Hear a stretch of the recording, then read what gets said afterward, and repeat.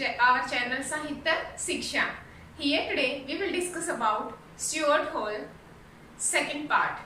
इससे पहले वाली वीडियो में हमने स्टुअर्ट हॉल के फर्स्ट पार्ट को डिस्कस कर लिया है। उसमें हमने स्टुअर्ट हॉल के बारे इंट्रोडक्शन और उसके लाइफ के बारे में, उसकी कुछ इंपॉर्टेंट थ्योरीज के बारे में और उसने क्या क्या अपने लाइफ में इनिशिएटिव लिए उनके बारे में हमने बताया है। अगर आपने अभी तक नहीं देखा है तो एक बार विजिट करके पहले उसी को देख लीजिए ताकि आपको आगे ये सब क्लियर हो जाए। इस वाली वीडियो में हम स्टुअर्ट हॉल के एक इम्पोर्टेंट वर्क को डिस्कस करने वाले हैं, इम्पोर्टेंट एसे को, that is called encoding decoding model in the television discourse।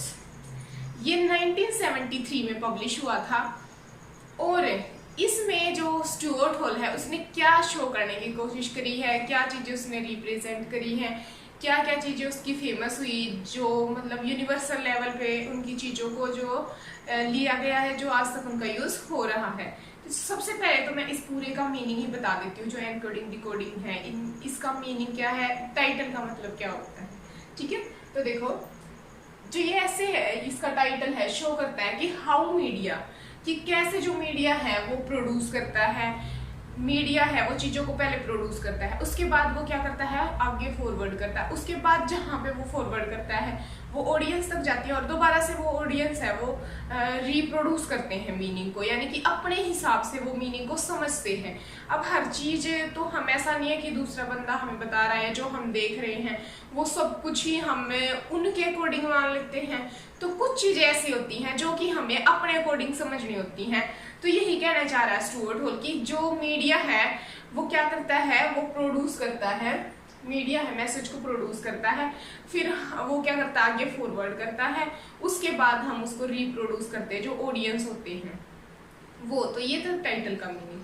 चलो अब एक एक करके अच्छे से इसकी कंसेप्ट को समझ लेते हैं। सबसे पहले है encoding decoding is a translation of a message that is easily understood.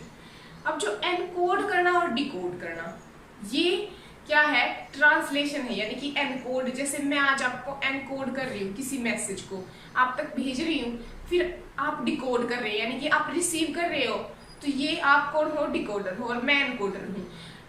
तो जब आप डिकोड कर रहे हो मैसेज को तो उसमें ये जानना इंपॉर्टेंट है कि क्या मैं इस तरीके से समझा रही हूँ कि आप अंडरस्टैंड कर पाए, और क्या जिस तरीके से मैं समझा रही हूँ उस तरीके से आप अंडरस्टैंड कर पा रहे हो। That is called encoder decoding, understanding, ठीक है। तो एनकोडिंग डिकोडिंग है वो एक ट्रांसलेशन है ऑफ अ मैसेज, किसी मैसेज का, जिसको आप इजिली अंडरस्टूड कर पाए, जिसको आप इजिली समझ पाए, ठीक है। सबसे पहले हम एनकोडिंग को ये डिस्कस करते हैं कि एनकोड जो मैं कर रही हूँ, सबसे पहले तो एनकोडिंग ही होता है। अब देखो encoding, this is the process to produce message. ये एक ऐसी प्रोसेस है जिसमें मैसेज को प्रोड्यूस करा जाता है। प्रोड्यूस मीन्स मैसेज को जनरेट करा जाता है, बनाया जाता है कि क्या फॉरवर्ड करना है, उस चीज के ऊपर काम करा जाता है। जैसे आज मैं आपको ये लेक्चर दे रही हूँ तो इसका मतलब क्या है कि पहले मैंने इसके ऊपर काम करा, इसको प्रोड्यूस करा, तभी आप तक फॉरवर्ड करा ना, तो ये एनकोडिंग में आ जाता है। आगे देखो, it is a system of coded meaning. ये एक ऐसा सिस्टम है जिसमें कोडेड मीनिंग होते हैं, ठीक है। अब आगे मैं और अच्छे से बताती हूँ। Encoder believe the receiver will understand। Encoder it's means I. अब मेरी क्या इच्छा है कि जो डिकोडर है, यानी कि जो ऑडियंस है, यानी कि जो आप लोग हैं, वो अच्छे से जो मेरा मैसेज है उसको डिकोड कर पाए, अंडरस्टैंड कर पाए। This is the main. In his ऐसे, इस ऐसे में हॉल ने कंपेयर करा है दो मॉडल को, ठीक है। किस किस मॉडल को कंपेयर करा है, कम्युनिकेशन के दो मॉडल को। पहला है हमारा ट्रेडिशनल मॉडल और सेकंड है हमारा मॉडर्न मॉडल। तो देखो ये दो मॉडल को इन्होंने कम्युनिकेशन की, कम्युनिकेट पहले कैसे करते थे, अब उसमें क्या बदलाव आए हैं। इससे पहले हम डिकोडिंग को कर लेते हैं। अब आई होप कि आपको एनकोडिंग अच्छे से क्लियर हो गया होगा कि एनकोडिंग क्या होता है, ठीक है। अब देखो फिर है डिकोडर, डिकोडिंग। डिकोडिंग क्या होता है, it is both verbal and non verbal form of communication. अब वर्बल क्या होती है, वर्बल होती है जैसे मैं आज आपसे बात कर रही हूँ, ठीक है, तो ये वर्बल फॉर्म है। बट अगर मैं ऐसे करूं, बट ये तो नॉन वर्बल है ना, या मैं फिर ऐसे करूं या फिर मैं ऐसे करूं, ये सब क्या है, नॉन वर्बल है। यानी कि जो भी फेशियल गेस्चर है, जितना भी जो एक्सप्रेशन होते हैं हमारे, जो सिंबल होते हैं, साइन होते हैं, जैसे थम डाउन, थम्स अप, ये सारे क्या है, ये नॉन वर्बल होते हैं। ठीक है, तो ये नॉन वर्बल और वर्बल दोनों की एक फॉर्म है कम्युनिकेशन करने की। ऐसा नहीं कि वर्बल ही कम्युनिकेट होता है, सारे मैसेज तो हम वर्बली नहीं डिकोड करते ना। जैसे आपने सिग्नल पे लाइट देखा होगा, वो वैसी होती है, या कई बार सिग्नल पे खड़े होते हैं वो ऐसे रोकते हैं।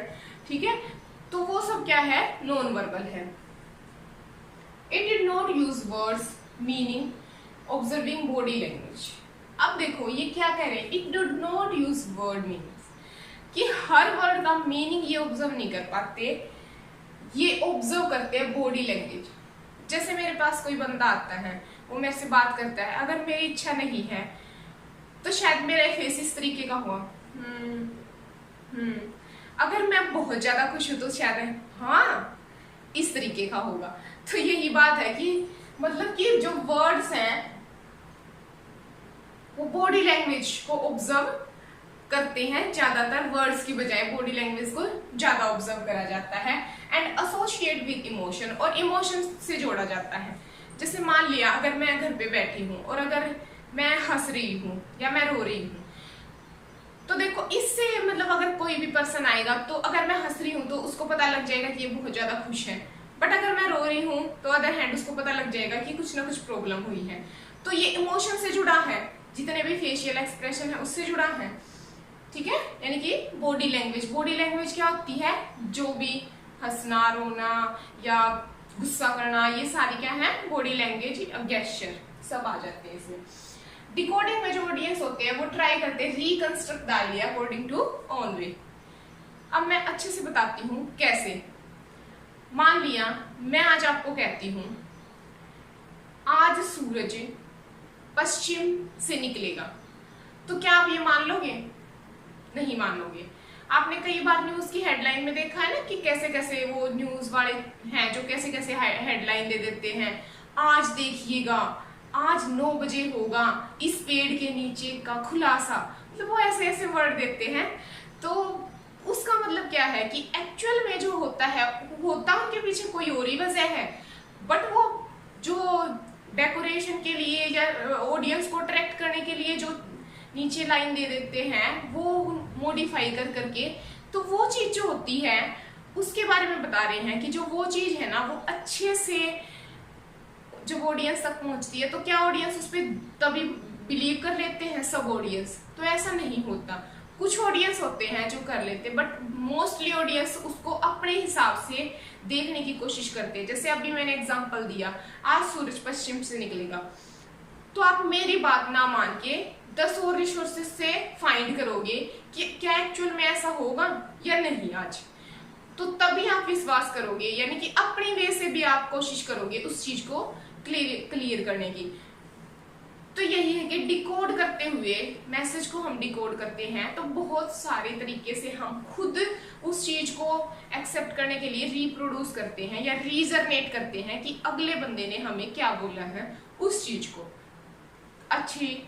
बट अब ये क्या कर रहे हैं, जो एनकोडिंग डिकोडिंग है, अब दोनों की दोनों जो प्रोसेस है उसमें जो स्टुअर्ट हॉल है उसका ये मानना है कि एनकोडिंग डिकोडिंग तभी अच्छी हो पाती है जब जो एनकोड कर रहा है और जो डिकोड कर रहा है वो दोनों एक दूसरे के मीनिंग को अच्छे से समझे।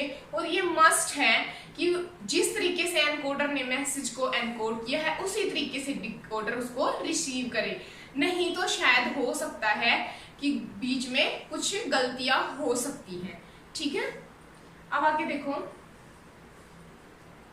अब यहाँ पे आ जाते हैं। 2 मॉडल मैंने बताया था कम्युनिकेशन के, ट्रेडिशनल और मॉडल। अब ट्रेडिशनल मॉडल में क्या बताता है, ट्रेडिशनल मॉडल में ये बताता है कि ट्रेडिशनल मॉडल जो था ना उसमें चीजों को क्लियर नहीं करा जाता था, यानी कि जो मीनिंग था ना या मीनिंग या कम्युनिकेशन थी वो अनसेटल थी, एक मतलब कि अनक्लियर वे में थी, तो उस चीज को इतना ज्यादा डीपली नहीं देखा जाता था। ठीक है, traditional model, in this model whole criticize lack of structure process, यानी कि स्ट्रक्चर प्रोसेसिंग की कमी थी उस चीज में, कि वो उस वे से, मान लिया अभी मैंने आपको पढ़ाना है स्टुअर्ट हॉल, तो एनकोडिंग डिकोडिंग पहले ही मैं आपको बताने लग जाऊं, डोमिनेंट, हेजमोनिकल पोजीशन, तो अगर आपको पहले टाइटल का मतलब ही नहीं पता है, यानी कि पहले एनकोडिंग डिकोडिंग ही नहीं पता है, तो आप सीधे वो कैसे कर पाओगे, ठीक है। तो स्टेप बाय स्टेप एक स्ट्रक्चर होना बहुत ही ज्यादा इंपॉर्टेंट होता है हर चीज में, ठीक है, चाहे आप पढ़ाई कर रहे हो, चाहे आप कुछ भी कर रहे हो, हर चीज के लिए। तो आगे देखो, तो इसने लेक ऑफ स्ट्रक्चर प्रोसेस को ट्रेडिशनल मॉडल में क्रिटिसाइज करा है। अब मॉडर्न मॉडल में क्या होता है, इसमें जो होल होता है, पहली बात तो मैं आपको बता देती हूँ कि जब भी आप क्लास लें तो कॉपी पेन जरूर लेके बैठा करो, ताकि कोई भी इंपॉर्टेंट पॉइंट मिस ना हो, ठीक है। अब सेकेंड है whole advance of 4 stage of model of communication. अब उसने क्या करा, उसने अपने हिसाब से 4 मॉडल बनाए हैं कम्युनिकेशन के, कि हम कम्युनिकेट कर रहे हैं तो किस किस तरीके से हमें कम्युनिकेशन करना चाहिए। तो उसने 4 मॉडल बनाए हैं कम्युनिकेशन के। अब देख लेते हैं, पहला है प्रोडक्शन।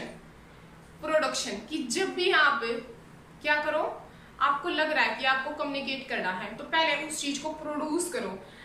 हिंदी में कहावत है ना, पहले तोलो फिर बोलो, यानी कि पहले अच्छे से अंडरस्टैंड करो कि आपको बोलना क्या है, आपको आगे तक क्या पहुंचाना है, आपको फॉरवर्ड क्या करना है, उस चीज को पहले अच्छे से प्रोड्यूस करो, बैठ के उसके ऊपर काम करो, ठीक है। ये होता है प्रोडक्शन, यानी कि मैसेज को प्रोड्यूस करना। फिर सेकेंड हमारा काम होता है सर्कुलेशन, कि अब आपने जब अच्छे से मैसेज को, मान लिया मैंने ये लेक्चर अच्छे से तैयार कर लिया था, ये था मेरा प्रोडक्शन, अब मुझे इसको करना है सर्कुलेट। तो अब मैं आई हूँ आपके पास, सर्कुलेट करने के लिए मैंने बनाई वीडियो, तो ये क्या था, एक सर्कुलेशन था, ठीक है। अब मैंने इसको आप तक पहुंचा दिया, यानी कि मैंने इसको अब सर्कुलेट कर दिया, ठीक है। यूज ऑफ मीडिया, अब जब मैंने आप तक सर्कुलेट करा तो क्या मुझे किसी की हेल्प नहीं लगी, डेफिनेटली लगी है ना। फोन चाहिए मुझे, उसके बाद मुझे लाइटें और कितने सारे और रिसोर्सेज चाहिए, उसके बाद मुझे नेट चाहिए ताकि मैं आप तक पहुंचा सकूं, ठीक है। तो मीडिया का जो यूज है दैट इज वेरी इंपॉर्टेंट, ठीक है। और थर्ड है रिप्रोडक्शन ऑफ मीडिया मैसेज। अब क्या होता है, आपको जो मैसेज मेरा पहुंचा है, आप उसको दोबारा से रिप्रोड्यूस करने की कोशिश करते हो। इस चीज में यहाँ पे जब मीडिया की बात आती है तो स्टुअर्ट हॉल एक और बात को ऐड करता है कि जो मीडिया है ना, वो क्या करता है, वो उतने अच्छे से आगे नहीं बता पाता, वो अपने आप को और ज्यादा बेटर बनाने के लिए क्या करता है, चीजों को मॉडिफाई कर देता है, जिससे कि ऑडियंस को नुकसान होता है, और उसको ऐसा नहीं करना चाहिए। कई बार जो मीडिया होता है वो क्या करता है कि पावर के दबाव में आ जाता है, हालांकि ऐसा नहीं होना चाहिए, या पावर की ज्यादा प्रेस करने लग जाता, तो ये बिल्कुल गलत है। अब देखो, मीडिया मैसेज को रिप्रोड्यूस करा, कि मीडिया के पास से जो आपके पास अभी मैसेज आया, मान लिया मेरी ही वीडियो आई, तो आपने उसको रिप्रोड्यूस करा, यानी कि क्या कहना चाह रहे हैं, आपने अदर रिसोर्सेज से भी देखा, मेरी भी देखी, मतलब अपनी तरफ से उसको जांचा परखा, और कई चीजें ऐसी है जो मैं शायद किसी और तरीके से बता रही हूँ, बट आपने वो पहले वाली थिंकिंग पे डिपेंड करता है कि शायद आपने बचपन से उसको किसी और तरीके से सुना हो, तो वो रिप्रोड्यूस हो जाता है वहीं पे वो आइडिया, ठीक है। अब देखो, यहाँ तक तो हो गया इसके मॉडल। अब ना जो स्टुअर्ट हॉल है, उन्होंने डिकोडिंग के कुछ 3 पोजीशन बताई है, कि डिकोड करते टाइम मैसेज को 3 पोजीशन में हमें होना चाहिए, यानी कि 3 तरीके से हमारा माइंड सेट होना चाहिए। वो कौन कौन सी है, पहला है डोमिनेंट एंड हेजमोनिक पोजीशन। इसमें क्या होता है, डोमिनेंट का मतलब होता है कि डिपेंड होना, कि जिस तरीके से एनकोडर मैसेज को भेज रहा है, डिकोडर उसी तरीके से मैसेज को एक्सेप्ट करता है, that is called dominant. But इसमें एक हेजमोनिकल पोजीशन भी आ गई। हेजमोनिक का मतलब होता है जब कुछ बदलाव कर देना, मिक्स कर देना किसी चीज में, किसी दूसरी चीज को मिक्स कर देना। वो कैसे मिक्स करते हैं, जैसे इसकी 2 फॉर्म होती है, कैनोटेशन और डिनोटेशन। अब मान लिया आपके पास एक गुलाब का फूल है, तो डिनोटेशन में क्या होगा कि वो एक गुलाब का फूल ही है, बट जब आप कैनोटेशन की बात करते हो तो इसमें वो एक गुलाब का फूल नहीं रहता, बल्कि वो क्या हो जाता है, वो एक लव और अफेक्शन से जुड़ जाता है, तो दैट इज कॉल्ड द कैनोटेशन। जैसे कि क्रॉस सिंबल हो गया, वैसे तो वो प्लस का सिंबल होता है डिनोटेशन में, बट कैनोटेशन में वो क्या हो जाता है, it is symbol of God, ठीक है। और भी एग्जांपल ले सकते हैं, जैसे हार्ट का जो सिंबल होता है उसमें क्या होता है कि वो तो हार्ट के लिए होता है ना, स्पेसिफिक तो हार्ट के लिए ही होता है, बट कैनोटेशन में वो कहाँ पे जुड़ जाता है, हमारे इमोशन के साथ, हमारी फीलिंग के साथ, हमारे लव अट्रैक्शन के साथ, उन चीजों के साथ जब उसको रिलेट कर दिया जाता है तो हैज बनी, यानी कि मिक्स कर दिया जाता है चीजों को, तो ये कैनोटेशन में होता है, ठीक है। सेकेंड है हमारा नेगोशिएटेड पोजीशन, नेगोशिएट करना। नेगोशिएशन का मतलब ये क्या होता है कि कुछ चीजों को इग्नोर कर देना। तो नेगोशिएट पोजीशन का मतलब होता है कि जब हम किन्हीं चीजों को क्या कर देते हैं, इग्नोर कर देते हैं या उनको नजरअंदाज कर देते हैं, कुछ कंसेप्ट ले लेते हैं, कुछ कंसेप्ट छोड़ देते हैं। जैसे मान लिया आज मैं आपको पढ़ा रही हूँ और आपने एनकोडिंग डिकोडिंग कर लिया बस, और इन चीजों को छोड़ दिया, इन चीजों को आपने नेगोशिएट कर दिया, तो that is called negotiation, okay. Third है अपोजिशनल पोजीशन। अपोजिशन यानी कि अपोजिट, आपने पॉलिटिक्स में तो बहुत सुना होगा अपोजिशन, अपोजिशन पार्टी है, उन्होंने विरोध कर दिया है, विरोधी पार्टी। तो अपोजिशनल पोजीशन का मतलब क्या होता है कि कई बार जो एनकोडर बताना चाह रहा है, डिकोडर उसके बिल्कुल ही अपोजिट ले लेता है, उसको बिल्कुल ही दूसरा मीनिंग वो अंडरस्टैंड कर लेता है, दैट इज कॉल्ड अपोजिशन, ठीक है। तो ये मुझे लग रहा है कि आपको सारा समझ में आ गया होगा। फिर से मैं एक बार थोड़ा सा पूरा रिवाइज करवा देती हूँ। देखो, encoding decoding model of television discourse में स्टुअर्ट हॉल ने मेनली किन चीजों को दिखाया है। एनकोडिंग डिकोडिंग क्या होते हैं, एनकोड होता है मैसेज को प्रोड्यूस करना, ठीक है। डिकोड होता है मैसेज को कंज्यूम कर लेना, मैसेज को किस तरीके से जो डिकोडर है वो कंज्यूम कर पा रहा है। एनकोडर का मेन पर्पस होता है कि मैसेज को इतने क्लियर वे से आगे तक फॉरवर्ड करे कि डिकोडर उसको उसी तरीके से समझ पाए।